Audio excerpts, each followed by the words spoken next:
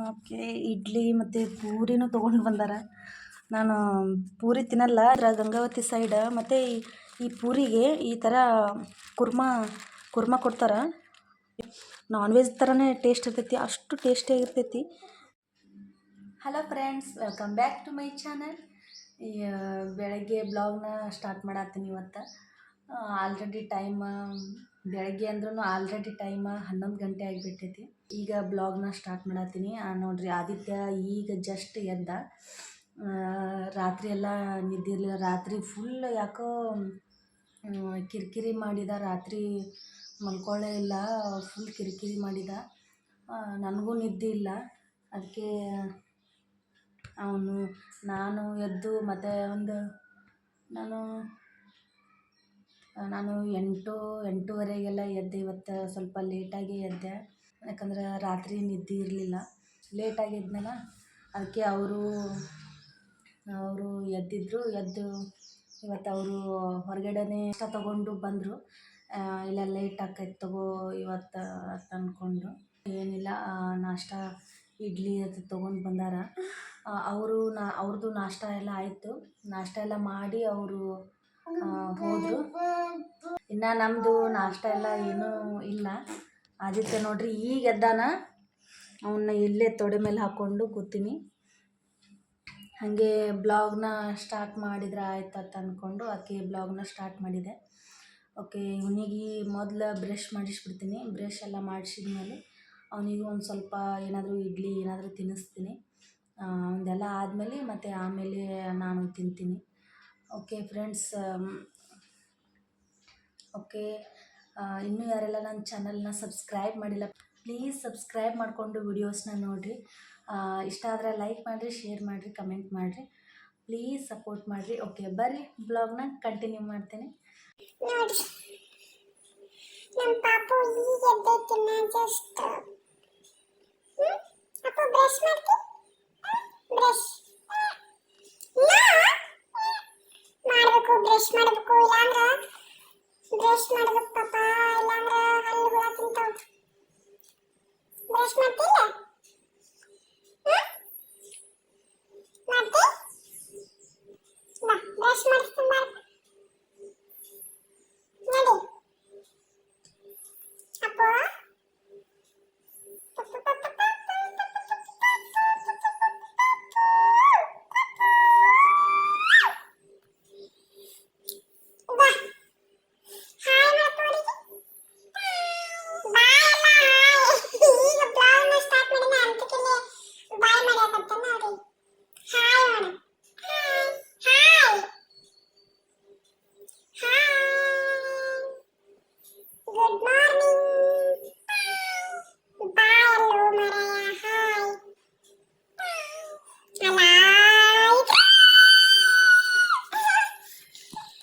Okay, ಆದಿತ್ಯಾಗ brush ಮಾಡಿಸ್ತೀನಿ. ಅದೆಲ್ಲ ಆದಮೇಲೆ ಮತ್ತೆ ಬ್ಲಾಗ್ನ ಕಂಟಿನ್ಯೂ ಮಾಡ್ತೀನಿ. ಆದಿತ್ಯನ ಬ್ರಷ್ ನೋಡ್ರಿ ಎಷ್ಟು ಕ್ಯೂಟ್ ಐತಿ. ಇದು ಅವನದು ಪೇಸ್ಟ್, ಇದು ಮೋಟು ಪತ್ಲು. ಇದು ಮಕ್ಕಳಿಗಂತಲೇ ಮಾಡಿದ್ದು, ಯಾಕಂದ್ರೆ ಅವ್ರಿಗೆಲ್ಲ ಉಗಿಯೋಕ್ಕೆಲ್ಲ ಅಷ್ಟು ಬರಲ್ಲಲ್ಲ. ಅದಕ್ಕೆ ನುಂಗ್ತಾರಲ್ಲ, ಅಕಸ್ಮಾತ್ ನುಂಗಿದ್ರೂ ಏನು ಪ್ರಾಬ್ಲಮ್ ಆಗಬಾರ್ದು ಅಂಥೇಳಿ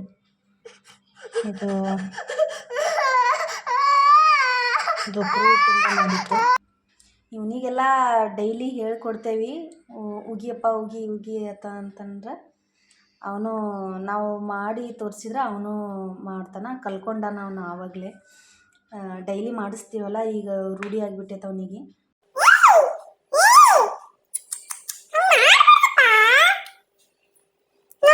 ನಾ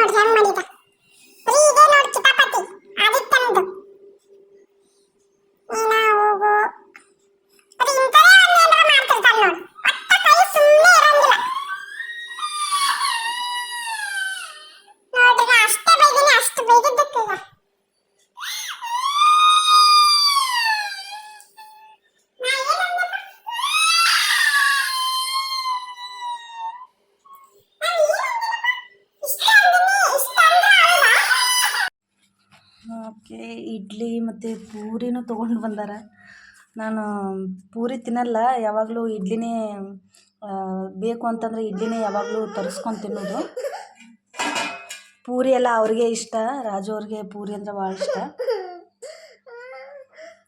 ಯಾಕೋ ಅವರು ಪೂರಿ ತಿಂದಿಲ್ವೋ ಏನು, ಪೂರಿ ಇನ್ನೊಂದು ಪ್ಲೇಟ್ ತೊಗೊಂಡು ಬಂದಿದ್ರು ಏನು, ಯಾಕೋ ಪೂರಿ ತಿಂದಿಲ್ಲ ಅವರು, ಹಾಗೆ ಇಟ್ಟಾರ. ಇನ್ನೂ ಒಂದು ಪ್ಲೇಟ್ ಇಡ್ಲಿ ಐತಿ, ಪೂರಿನೂ ಐತಿ. ಒಂದು 2 ಪೂರಿ ತಿಂತೀನಿ ಅಷ್ಟೇ. ಅದಕ್ಕೆ ಇಡ್ಲಿ ತಿಂತಾನೋ ಇಲ್ಲೋ ಗೊತ್ತಿಲ್ಲ. ಇದ್ರ ಜೊತೆ ಇಡ್ಲಿ ಜೊತೆ ಇಲ್ಲಿ ಸೂಪ್ ಕೊಡ್ತಾರೆ. ಎಷ್ಟು ಟೇಸ್ಟ್ ಇರ್ತೈತೆ ಅಂದ್ರೆ, ಎಷ್ಟು ಟೇಸ್ಟಿಯಾಗಿರ್ತೈತೆ ಅಂದ್ರೆ, ಇದು ಮಕ್ಕಳಿಗಂತೂ ಆರಾಮಾಗಿ ತಿನ್ನಿಸ್ಬೋದು. ಈ ಸೂಪ್ ರಾಜು ಅವ್ರು ಹೇಳ್ತಿರ್ತಾರೆ, ಈ ಸೂಪಿನ ಸಲುವಾಗಿ ಎಷ್ಟೋ ಜನ ಅಲ್ಲಿ ಬರ್ತಾರೆ ಹೋಟೆಲ್ಗೆ ಅಂತ ಹೇಳ್ತಿರ್ತಾರೆ. ಈ ಸೂಪ್ ಎಷ್ಟು ಟೇಸ್ಟ್ ಇರ್ತೈತೆ ಅಂದ್ರೆ ರಾಜು ಅವ್ರಿಗೆ ಭಾಳ ಇಷ್ಟ. ಚಟ್ನಿ ಬಿಟ್ಟು ಅವ್ರು ಇದು ಸೂಪೇ ಹಾಕ್ಕೊಂಡು ತಿಂತಾರೆ. ಇಡ್ಲಿ ಒಳಗೆ ಇಡ್ಲಿ ಜೊತೆ ಸೂಪೇ ಹಾಕ್ಕೊಂಡು ತಿಂತಾರೆ. ಆದಿತ್ಯಗೂ ನಾವು ಸೂಪ್ ಹಾಕಿ ತಿನ್ನಿಸ್ತೀನಿ, ತಿಂತಾನೆ ಅವನು, ಯಾಕಂದ್ರೆ ಖಾರ ಇರಲ್ಲ, ತಿಂತಾನೆ. ಮತ್ತು ಇದು ಈ ಕಡೆ ಏನು ಸ್ಪೆಷಲ್ ಅಂದ್ರೆ ಗಂಗಾವತಿ ಸೈಡ್, ಮತ್ತು ಈ ಪೂರಿಗೆ ಈ ಥರ ಕುರ್ಮಾ ಕೊಡ್ತಾರೆ. ನಾನ್ ವೆಜ್ ಥರನೇ ಟೇಸ್ಟ್ ಇರ್ತೈತಿ, ಅಷ್ಟು ಟೇಸ್ಟಿಯಾಗಿರ್ತೈತಿ.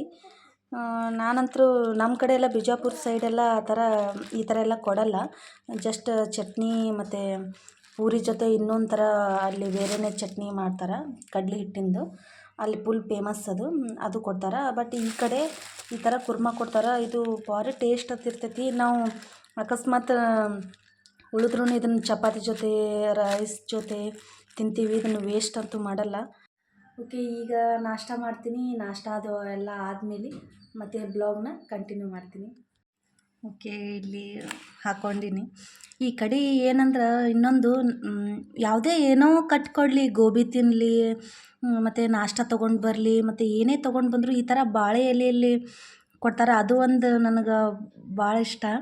ಏನೋ ಗೊತ್ತಿಲ್ಲ, ಈ ಬಾಳೆ ಎಲೆಯಲ್ಲೇ ಎಲ್ಲನೂ ಈ ಕಡೆ ಬ್ರಾಹ್ಮಿನ್ಸ್ ಮತ್ತು ಈ ಕಡೆ ಜಾಸ್ತಿ, ಮತ್ತು ಆಂಧ್ರ ಮಂದಿ ಎಲ್ಲ ಇದು ನಾವು ಏನೇ ತೊಗೊಂಡು ಬಂದರೂ ಈ ಥರ ಬಾಳೆ ಎಲೆಯಲ್ಲಿ ಕೊಡ್ತಾರೆ. ಅದು ಒಂದು ನನಗೆ ಭಾಳ ಇಷ್ಟ ಆಕ್ಕೈತಿ. ಈ ಬಾಳೆ ಎಲೆಯಲ್ಲಿ ತಿಂದ್ರೆ ಟೇಸ್ಟ್ ಜಾಸ್ತಿ ಅಂತ ಅನ್ನಿಸ್ತೈತಿ. ಓಕೆ, ಇದು ಆದಿತ್ಯನ ಪ್ಲೇಟ್. ಅವನಿಗೊಂದು ಸ್ವಲ್ಪ ಸೂಪ ಮತ್ತು ಒಂದು ಇಡ್ಲಿ ಹಾಕೀನಿ. ಇನ್ನು ಎಷ್ಟು ತಿಂತಾನೋ ಬಿಡ್ತಾನೋ ಗೊತ್ತಿಲ್ಲ. ನೋಡ್ರಿ ಇಲ್ಲಿ ಆದಿತ್ಯ ಮಾಡಿರೋದು ಹೆಂಗೆ ಮಾಡ್ಯಾನ ನೋಡ್ರಿ. ಅರ್ಧ ಇಡ್ಲಿ ಎಲ್ಲ ನೆಲಕ್ಕೆ ತಿನ್ನಿಸ್ಬಿಟ್ಟಾನ. ನೋಡ್ರಿ ಎಷ್ಟೆಲ್ಲ ಮಾಡ್ಯಾನ. ಇದನ್ನೆಲ್ಲ ಈಗ ಮತ್ತೆ ಕ್ಲೀನ್ ಮಾಡ್ಬೇಕು. ಇದನ್ನೆಲ್ಲ ನೋಡ್ರಿ, ತಿನ್ನೋದಿಷ್ಟು, ವೇಸ್ಟ್ ಮಾಡೋದಿಷ್ಟು. ನಾ ತಿನ್ನಿಸ್ತೀನಪ್ಪ ಅಂದ್ರೆ ಕೇಳಿಲ್ಲ, ತಾನೇ ಕಾರ್ಬಾರ್ ಮಾಡೋಕ್ಕೆ ಹೋಗಿ ಹಿಂಗೆ ಮಾಡ್ಯಾನ ನೋಡ್ರಿ. ಓಕೆ, ನಾಷ್ಟ ಎಲ್ಲ ಮಾಡಿದ್ದಾಯಿತು. ಅವನ್ನೆಲ್ಲ ಆದಿತ್ಯ ಆವಾಗಲೇ ಇದೆಲ್ಲ ಚೆಲ್ಲಿದ್ದೆಲ್ಲ ಕ್ಲೀನ್ ಎಲ್ಲ ಮಾಡಿದ್ದಾಯಿತು. ಅವ ಬಟ್ಟೆ ಎಲ್ಲ ಫುಲ್ ಇಡ್ಲಿ ಎಲ್ಲ ಮಾಡ್ಕೊಂಡ್ಬಿಟ್ಟಿದ್ದ. ಬಟ್ಟೆ ಮೇಲೆ ಎಲ್ಲ ಹೊಲ್ಸು ಮಾಡ್ಕೊಂಡ. ಅದಕ್ಕೆ ಅವನಿಗೆ ಬಟ್ಟೆ ಕಳೆದು ಅಲ್ಲಿ ಕೂಡ್ಸ್ಬಿಟ್ಟಿನಿ. ಅಲ್ಲೇ ಕೂಡ್ಬೇಕು ನೀನು ಅಂಥೇಳಿ ಅವನಿಗೀಗ ಸ್ನಾನ ಮಾಡ್ಸೋಕೆ ಕರ್ಕೊಂಡು ಹೋಗ್ಬಿಡ್ತೀನಿ. ಬಟ್ಟೆ ಎಲ್ಲ ಕಳ್ದೀನಿ, ಎಲ್ಲ ಹೊಲ್ಸು ಮಾಡ್ಕೊಂಡ್ಬಿಟ್ಟಿದ್ದ, ಅದಕ್ಕೆ ಕಳೆದು ಈಗ ಸ್ನಾನ ಎಲ್ಲ ಮಾಡಿಸ್ಕೊಂಡು ಬಂದುಬಿಡ್ತೀನಿ. ಅವನಿಗೆ ಸ್ನಾನ ಎಲ್ಲ ಮಾಡಿಸ್ಕೊಂಡಾದ್ಮೇಲೆ ಮತ್ತೆ ಬ್ಲಾಗ್ನ ಕಂಟಿನ್ಯೂ ಮಾಡ್ತೀನಿ. ಓಕೆ, ನೋಡಿರಿ ಹೆಂಗೆ ಕುಂತಾನಲ್ಲಿ. ಚಿನ್ನಿ ಸ್ನಾನ ಮಾಡಕ್ಕೆ ರೆಡಿ? ಹಾಂ, ಸ್ನಾನ ಮಾಡಕ್ಕೆ ರೆಡಿ ನಡಿ. ಅಪ್ಪು, ಅಪ್ಪು,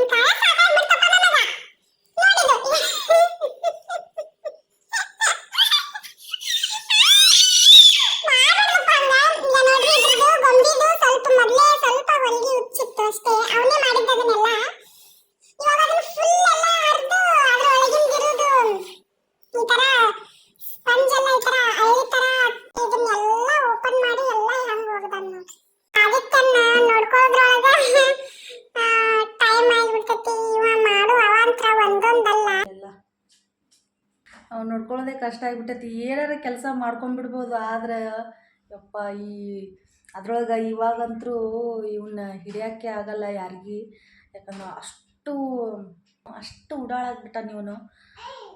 ಒಂದು ಕಡೆ ಕೂಡಲ್ಲ, ಒಂದು ಕಡೆ ನಿಲ್ಲಲ್ಲ. ಹಿಂಗೆ ಹೊಳ್ಳಿ ಹಿಂಗೆ ನೋಡಿ ಹಿಂಗೆ ವಾಪಸ್ ಹೊಳ್ಳುವಷ್ಟ್ರೊಳಗೆ ಏನಾರ ಒಂದು ಮಾಡಿಬಿಟ್ಟಿರ್ತಾನೆ. ಅಷ್ಟು ಅವನು ನೋಡ್ಕೋಬೇಕು, ಅವನ ಕಡೆ ಅಷ್ಟು ಲಕ್ಸ್ ಕೊಡ್ತಿರ್ಬೇಕು. ನಾನು ಏನೇ ಮಾಡ್ತಿದ್ರು ಅವನ ಕಡೆ ಜಾಸ್ತಿ ನೋಡ್ಕೊತ ಇರಬೇಕು. ಓಕೆ, ಅವನಿಗೆ ಸ್ನಾನ ಎಲ್ಲ ಮಾಡಿಸ್ಕೊಂಡು ಬಂದಿದ್ದಾಯಿತು. ಅವನಿಗೆ ರೆಡಿ ಮಾಡಿದ್ದು ಆಯಿತು.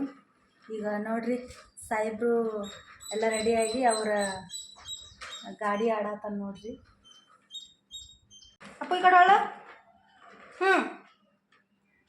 ಹಾಯ್ ಮಾಡು, ಹಾಯ್ ಮಾಡು ಎಲ್ಲರಿಗೆ. ಹಾಯ್ ಮಾಡ್ತೀನಿ. ಮಧ್ಯಾಹ್ನ ಅಡುಗೆ ಮಾಡಬೇಕು. ಏನು ಮಾಡಬೇಕು ಅಂತೇಳಿ ಯೋಚನೆ ಮಾಡತ್ತೀನಿ. ಮತ್ತು ಏನಾದರೂ ಒಂದು ಪಲ್ಯ ಮಾಡಿ ರೊಟ್ಟಿ ಮಾಡಿಬಿಡ್ತೀನಿ. ರೊಟ್ಟಿ ಪಲ್ಯ ಮಾಡಬೇಕು ಅಂತ ಅಂದ್ಕೊಂಡಿನಿ. ಒಂದು ಸ್ವಲ್ಪ ರೈಸ್ ಮಾಡಬೇಕಂತೇಳಿ. ಓಕೆ, ಇವನು ಆದಿತ್ಯನ ತೊಗೊಂಡು ಈಗ ಮಾಡೋಕ್ಕಂತೂ ಆಗಲ್ಲ.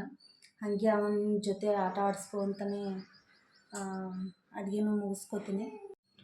ಓಕೆ, ಬದನೇಕಾಯಿ ಚಟ್ನಿ ಮಾಡಿದ್ರೆ ಆಯ್ತು ಅಂದ್ಕೊಂಡು ಇದನ್ನೆಲ್ಲ ಕಟ್ ಮಾಡಿ ಇಟ್ಕೊಂಡಿನಿ. ಬದನೇಕಾಯಿನ ಈ ಥರ ಸಣ್ಣದಾಗಿ ಕಟ್ ಮಾಡಿ ಇಟ್ಕೊಂಡಿನಿ. ಬದನೇಕಾಯಿ ಎಲ್ಲ ಜಾಸ್ತಿನೇ ಇತ್ತು. ನಿನ್ನೆ ಎಲ್ಲ ಕಾಯಿಗಡ್ಡೆ ಎಲ್ಲ ತೊಗೊಂಡು ಬಂದಿದ್ದರು ರಾಜು ಅವರು. ಎಷ್ಟೊಂದು ಬದನೇಕಾಯಿ ಎಲ್ಲ ತೊಗೊಂಡು ಬಂದಿದ್ದರು. ಬದನೇಕಾಯಿ ಅವರು ತಿನ್ನಲ್ಲ, ಪಲ್ಯ ಮಾಡಿದ್ರೆ ನಾನು ಒಬ್ಬಳೇ ತಿನ್ನಬೇಕು. ಅದಕ್ಕೆ ಚಟ್ನಿನೇ ಮಾಡಿಬಿಟ್ರೆ ಆಯಿತು.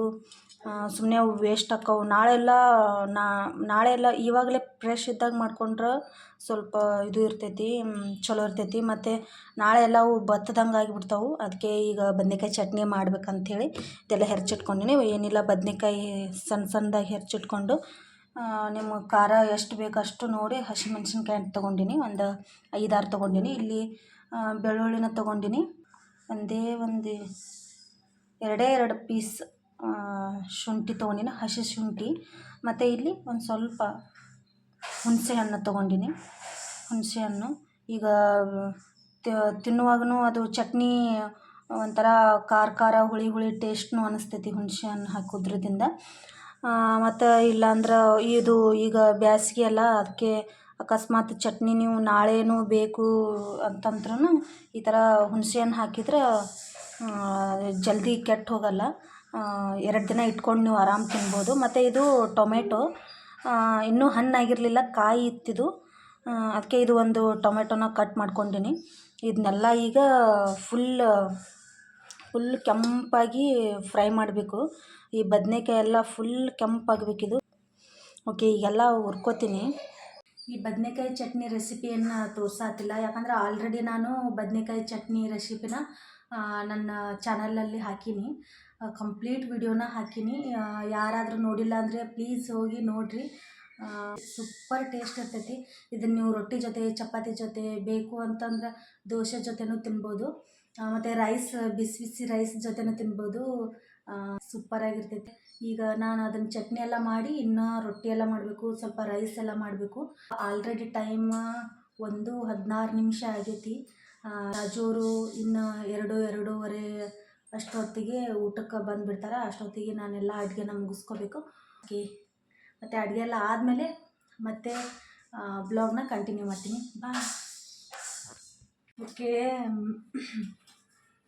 ಅದೆಲ್ಲ ಬದನೇಕಾಯಿ ಚಟ್ನಿಗೆ ಅಂಥೇಳಿ ಎಲ್ಲನೂ ಹುರ್ಕೊಂಡೆ. ಅದು ಹುರ್ಕೊಳ್ಳೋ ಅಷ್ಟೊತ್ತಿಗೆ ಸಿಲಿಂಡ್ರ್ ಖಾಲಿ ಆಯಿತು. ಅದು ಮುಗೀತು, ಫೈನಲ್ ಅದು ಮುಗೀತು.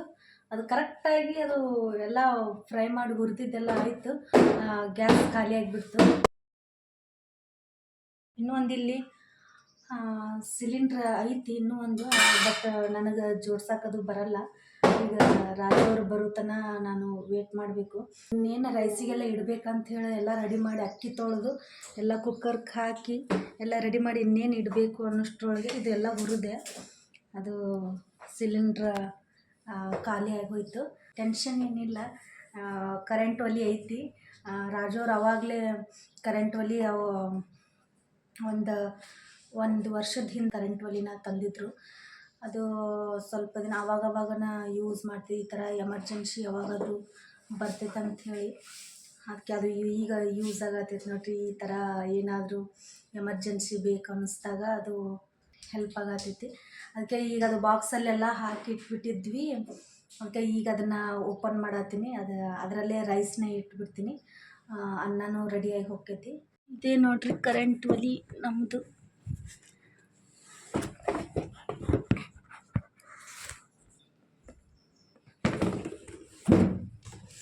ಪಿಜಿಯಾನ್ ಕಂಪ್ನಿದೆ. ಎಷ್ಟೊಂದು ಸರಿ ಯೂಸ್ ಮಾಡೀವಿ. ಓಕೆ, ಓಪನ್ ಮಾಡಿದೆ. ಈಗ ರೈಸಿಗೆ ಇಟ್ಬಿಡ್ತೀನಿ. ನೋಡಿರಿ, ಎಲ್ಲ ಆಲ್ರೆಡಿ ಎಷ್ಟೊಂದು ಸರಿ ಯೂಸ್ ಮಾಡೀನಿ.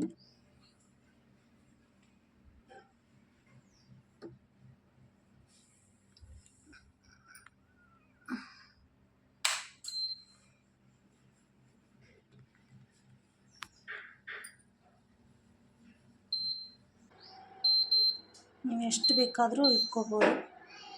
ಲಾಸ್ಟ್ 2000 ಲಾಸ್ಟ್ ಐತಿ. ಇದು ಹೀಟ್ ಆಗಬೇಕು ನೋಡಿರಿ. ಎಲ್ಲ ಫುಲ್ ಈ ಥರ ಬೆಂಕಿ. ಓಕೆ, ಕಮ್ಮಿ ಬೇಕಂದ್ರೆ ನೀವು ಇಟ್ಕೋಬೋದು. ಲಾಸ್ಟ್ 100ವರೆಗೂ ಐತಿ. ಕಮ್ಮಿ ಮಾಡ್ಕೊಳ್ಳೋ ಲಾಸ್ಟ್ ಕಮ್ಮಿ 100ವರೆಗೂ. ಲಾಸ್ಟ್ ಜಾಸ್ತಿ 2000ವರೆಗೂ ಐತಿ. ನಾನು 2000 ಇಟ್ಕೊತೀನಿ.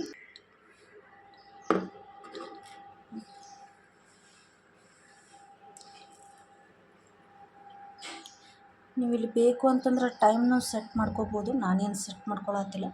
ಒಂದು 2 ವಿಜಿಲ್ ಆದಮೇಲೆ ತೆಗೆದು ಆಫ್ ಮಾಡಿಬಿಡ್ತೀನಿ ಅಷ್ಟೇ.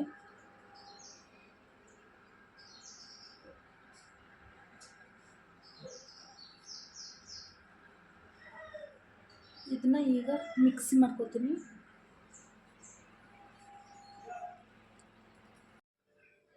ಓಕೆ ಫ್ರೆಂಡ್ಸ್, ಮತ್ತು ಇದು ಈವ್ನಿಂಗ್ ಟೈಮ್ 6:30 ಆಗೈತಿ.